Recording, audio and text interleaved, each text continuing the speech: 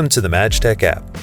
In this video guide, we'll explain how to create reports from the data collected using MadgeTech data loggers. Once a data logging session is ended, navigate to the data loggers info page and tap the Generate Report icon near the top of the screen. After a moment, a text bubble will appear letting you know that the report has been created and can be opened now or at a later time. If you'd like this process to be completed automatically when ending a data logging session, the automatic report generation option in the report section of the application settings can be switched on.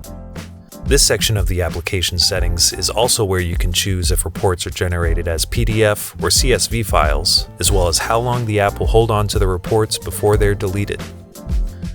All reports generated are saved to the Reports tab at the bottom of the screen, and this is where you'll be able to view, share, or delete the reports that are no longer needed.